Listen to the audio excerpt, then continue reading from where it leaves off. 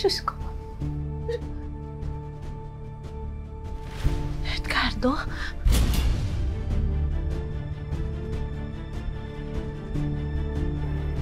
Ano ibig mong sabihin? Siguro may pamilya ka na, no? Ano, may asawa ka na ba? May nobya? Alma naman. Baka naman naluloko mo ko. Wow, gutom si Sir.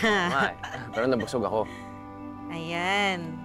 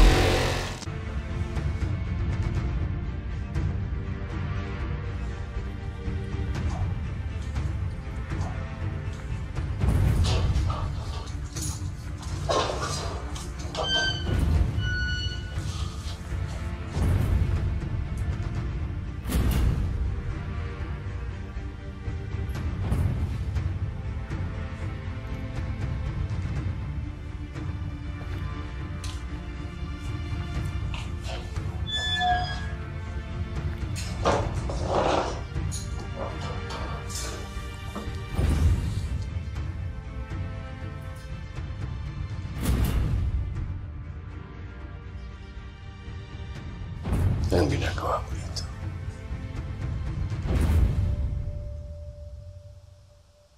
Nandito ako para kausapin ka. Lalo na tungkol kay Elias.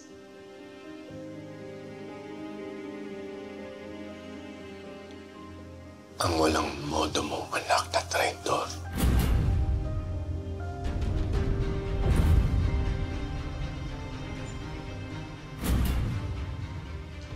Hindi traitor ang anak ko. Hindi siya mamamatay tao.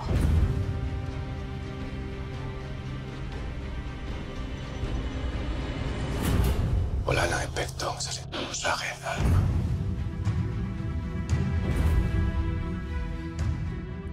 Nagsisisi ako.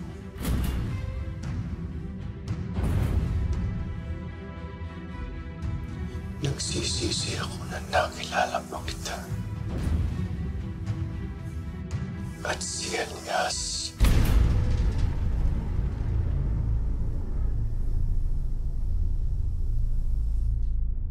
Hinangad kong makilala si Elias. Bilang isang anak ko.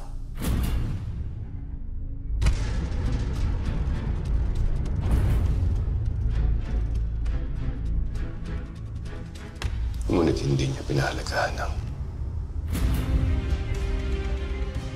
pagiging amang inaalay ko sa kanya.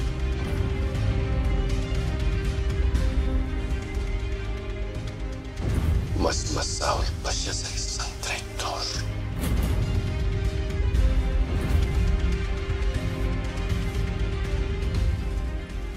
Hindi traitor ang anak ko. Nabubulagan ka lang ng galit. Walang dapat sisihin dito kundi ikaw. Dahil masyado kang naging gahaman sa kapangyarihan. Pati buhay ng tao, pinaglaruan mo. Akala mo Diyos ka? Gusto mo lahat ng tao susunod sa'yo? Pero nakahanap ka ng katapat. Sa katauhan ng sarili mong anak.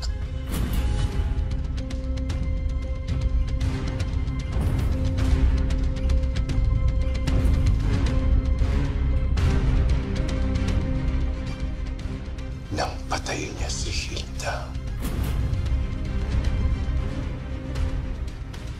Siguro naman sapat na dahilan yun para kalimutan ko na magkadugo kami.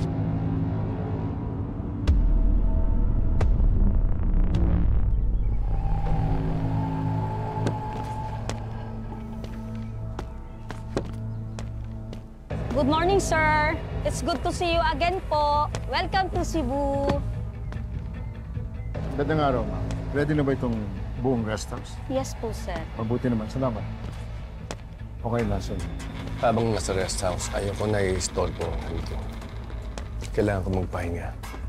Kailangan ko makapag-isip-isip. Masyado nang malaki ang problema natin. Maliwanag sa inyo.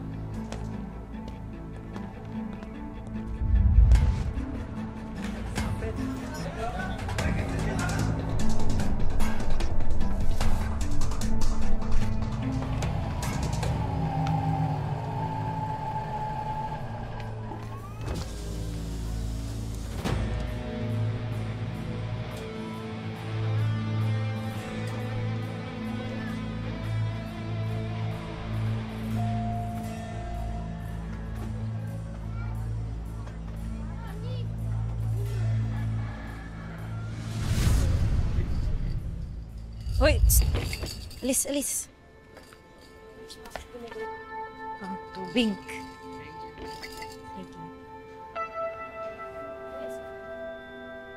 Sir, tubig. Puno pa. Ay. Tapos na kayo, sir? Tapos na ako. Ano yung mga kinuha niya, sir? Makinuha ko 3 lumpia. 3 lumpia, Isang fried chicken. fried chicken, 2 tokwa. tokwa, Isang puso. isang puso. Tsaka 3 siomay. Wow, gutom si Yun, sir. tama eh. Pero nabusog ako. Ayan. 45 lang, sir. 5.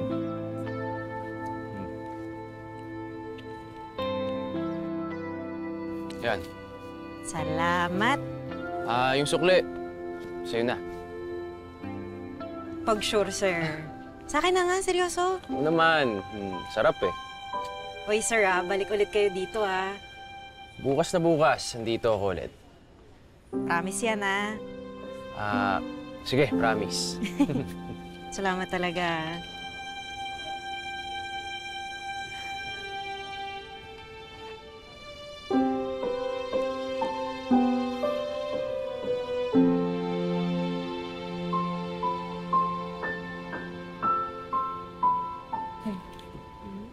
Kita mo yung bag.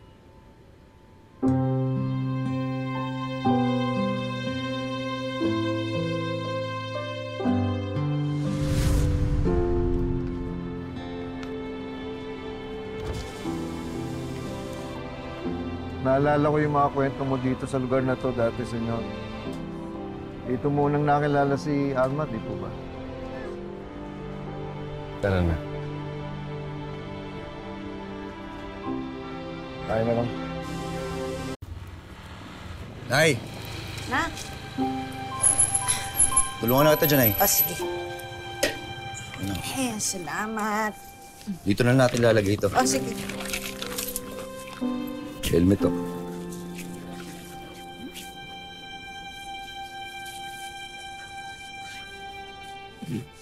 Okay, Nay. Nay! Nga pala, ito yung kinita ko ngayong araw. Para sa inyo lahat yan. Ay, salamat anak ka. Tapos Nay, bukas unang umaga, baka maaga ko po umalis gawa ng mahina ko kasi yung makakita ngayon. Kaya kailangan ko pong agahan para may pandagdag po pang kuryente natin. Sige. Sige na. Hindi ka, Nay. Ingat ka lagi, anak ka. Hindi ka, Nay. Sige. Kaya mo? Oo. Teka. Umalis na tayo.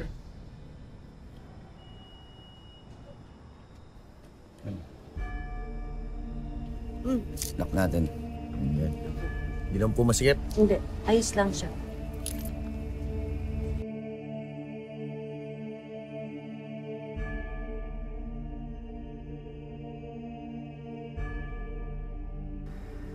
Nay, bakit to? May problema ba? Kailan ba yung sasakyan na yan? Hindi. Wala namang problema. Parang nabalisa lang ako. Hindi ko mapaliwanag. Baka naman sa init lang ng kaya po yan. Tsaka pagod ka na rin, no? Gusto mo, tayo? Sige, halika na. Halika. Dahan-dahan, Nay.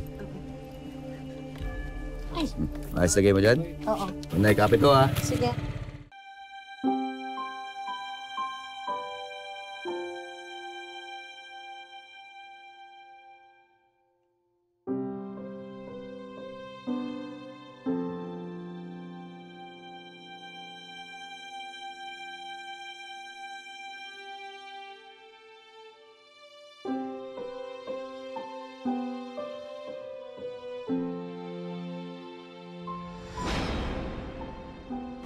Si John, di ba siya Alma yun? Anong ginagawa niyan dito?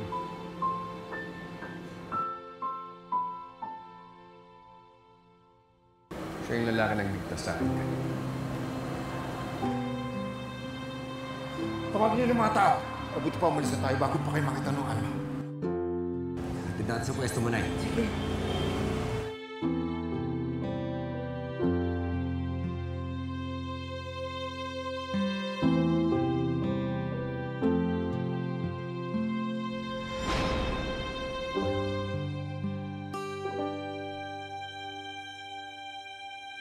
Kung talagang anak nga natin si Elias, Alma.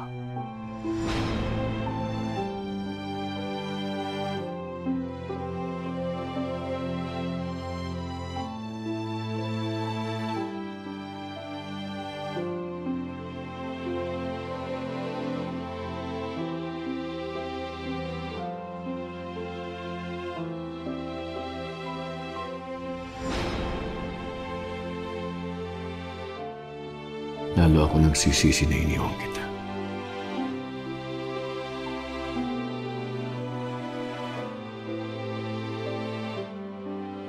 Pero bakit hindi mo man lang sinabi sa akin yung may anak tayo?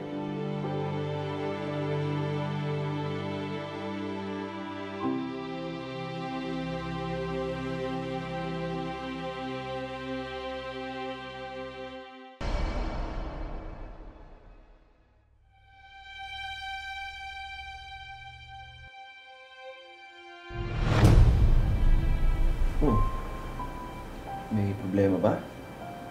Parang nalimatan ng iniisip mo. Isang taon na kasi tayong magnobyo at nobya. Hindi mo pa rin ako pinapakilala sa pamilya mo.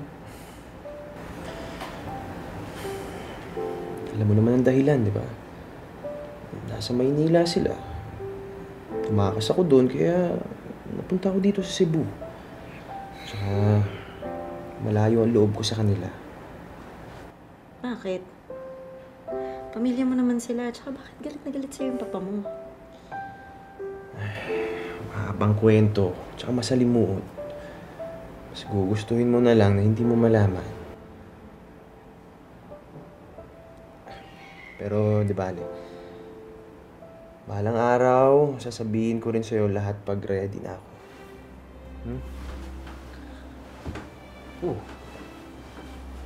Ready? Anong ibig mong sabihin? Siguro may pamilya ka na, no? Ano, may asawa ka na ba? May nobya? Alma naman. Baka naman naluloko mo ko. Walang gano'n, okay? Tsaka hindi ko magagawa sa'yo yun. Wala akong asawa, wala akong nobya. Ikaw lang. Sigurado ka? Oo.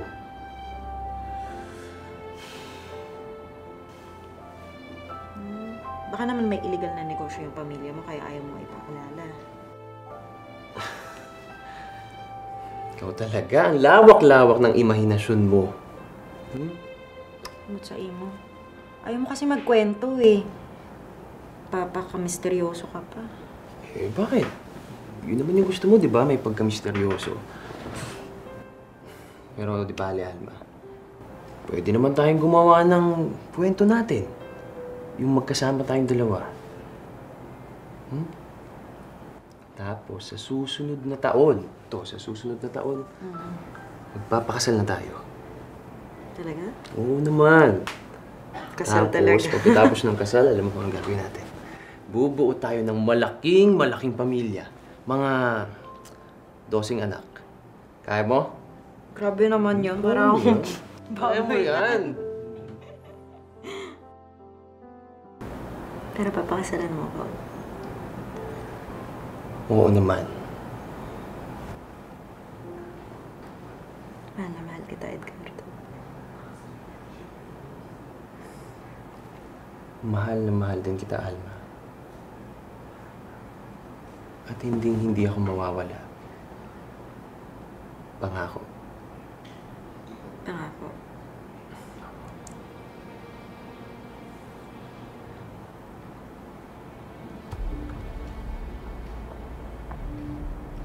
Alma, bakit ganito ang nararamdaman ko? Anak ko ba talaga si Elias? Bakit hindi mo sinabi sa akin?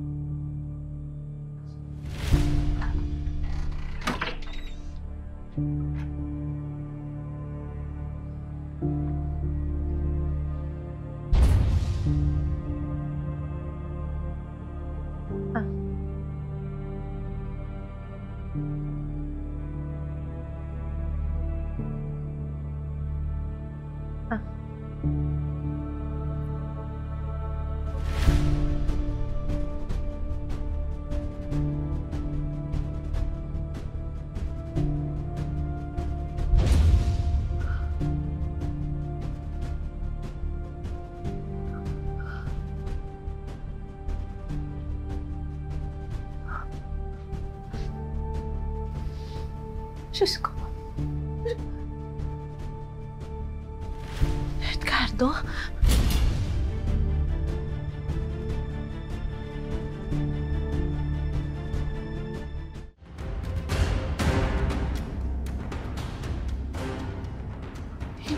Hindi ako makapaniwala. Buhay ka. Paano nangyari ito? Anong ibig sabihin ito? Hindi totoong patay ka? Magsalita ka! Sumagot ka!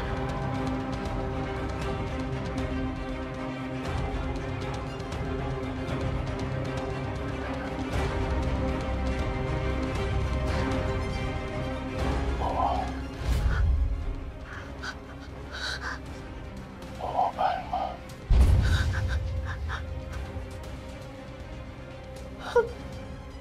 Ako nga.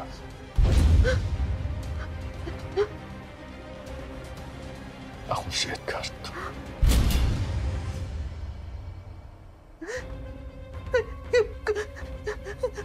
Ayom ka! Ayom ka! Ayom ka! Paano nangyari ito? Paano nangyari ito?